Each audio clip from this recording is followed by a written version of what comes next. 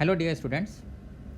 In this problem, it is given that a solid sphere of mass m and radius small r is placed on a horizontal ground as you can see, and a current I is flowing along horizontal circumference as shown in figure. एक wire जो है वो horizontal circumference के along लपेट दिया है और उसमें करंट आई फ्लो हो रहा है. Now question says that a magnetic field B naught I cap is switched on and assuming no slipping हमें अल्फा और फ्रिक्शन निकालना है immediately after magnetic field is switched on. Slipping नहीं हो रही है, इसका मतलब हम प्योर रोलिंग कंसीडर करके चलेंगे और फ्रिक्शन एक्ट कर रहा होगा ऐसे केस में. तो फ्रिक्शन की हमें वैल्यू भी निकालनी है. तो हम ये एज्यूम कर लेते हैं, मान लीजिए कि फ्रिक्शन जो है वो फॉरवर्ड डायरेक्शन में लग रहा है. आप लोगों को पता होना चाहिए कि स्टैटिक फ्रिक्शन जो है वो फॉरवर्ड या बैकवर्ड किधर भी मान लेंगे कोई फ़र्क नहीं पड़ेगा, साइन के साथ अपने आप आ जाता है. ऐसे केस में अल्फ़ा कैलकुलेट करने के लिए हमारे पास दो टॉर्क लग रहे होंगे. टू कैलकुलेट अल्फ़ा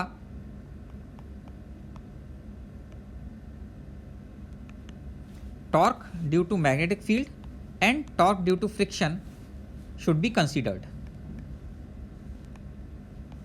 इस केस में भी बच्चों थोड़ा सा अगर हम ध्यान से इसको देखें, अगर हम पॉइंट P के अबाउट टॉर्क लेना चाहें about an axis passing through point P lowest point, तो टॉर्क अबाउट P अगर हम देखना चाहेंगे तो ऐसे केस में फ्रिक्शन का टॉर्क ज़ीरो हो जाएगा बिकॉज फ्रिक्शन फोर्स सीधे सीधे पॉइंट P से पास हो रहा है. और ऐसे केस में हम कह सकते हैं कि केवल मैग्नेटिक फील्ड का जो टॉर्क होगा वही कंसीडर करके moment of inertia about an axis passing through P ले लें और अल्फ़ा ले लें, तो इससे अल्फ़ा पता लग जाएगा. Torque about point P calculate करने के लिए टॉर्क हमें पता है एक्सिस ऑफ रोटेशन पर डिपेंड नहीं करता मैग्नेटिक फोर्स का टॉर्क. ये कितना आएगा, I into A cross B होगा. इस इक्वेशन 1 में हम वैल्यू पुट कर देंगे. करंट I फ्लो हो रहा है, एरिया हो जाएगा आपके पास pi are square into j cap. ये अब तक आप लोगों को देखना आ गया होगा. राइट हैंड फिंगर्स को अगर करंट की डायरेक्शन में कर्ल करेंगे आप तो थंब ऊपर की तरफ जाएगा, तो डायरेक्शन ऑफ एरिया वेक्टर ऊपर हो जाएगी cross B naught I cap. ये हमें ऑलरेडी मैग्नेटिक फील्ड दिया है, तो टॉर्क आपके पास वेक्टर फॉर्म में आ जाता है I pi are square B not and j cross i is minus k cap. तो इसकी वैल्यू इक्वेशन 1 में पुट कर देते हैं. हमें केवल मैग्नीट्यूड से मतलब है.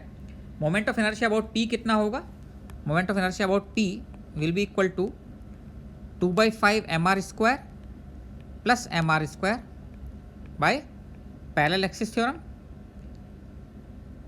हमें पता है कि सेंटर ऑफ मास से पास होने वाली एक्सिस के अबाउट मोमेंट ऑफ इनर्शिया कितना होता है 2/5 mr स्क्वायर. इसमें mr स्क्वायर और ऐड कर देंगे पैरेलल एक्सिस थ्योरम से, तो moment of inertia about P 7/5 mr square हो जाएगा. इससे अगर हम देखें तो इक्वेशन 1 से हमारे पास अल्फ़ा आ जाएगा. फ्रॉम इक्वेशन 1 टॉर्क आ रहा है I pi are square B naught, I pi are square B naught magnitude ले रहे हैं, is equal to 7/5 mr square into alpha. आप देख सकते हैं कि ऐसे केस में आर स्क्वायर से आर स्क्वायर कैंसिल हो जाएगा और अल्फ़ा की वैल्यू आ जाएगी 5I pi B naught divided by 7m. Alpha आपके पास पता लग जाता है. अब बात आती है बच्चों कि इस केस में फ्रिक्शन की वैल्यू क्या होगी. तो टू कैलकुलेट फ्रिक्शन अगर हम देखें तो net force due to magnetic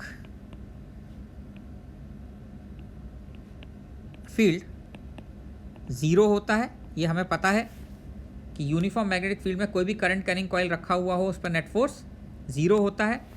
तो ऐसे केस में केवल सेंटर ऑफ मास का जो एक्सेलरेशन होगा वो कौन डिसाइड करेगा, फ्रिक्शन ही डिसाइड करेगा. और सेंटर ऑफ मास का एक्सेलरेशन हम कहाँ से निकाल सकते हैं, प्योर रोलिंग की कंडीशन से सेंटर ऑफ मास का acceleration will be equal to R into alpha. ACM is equal to R alpha होगा बिकॉज प्योर रोलिंग गिवन है.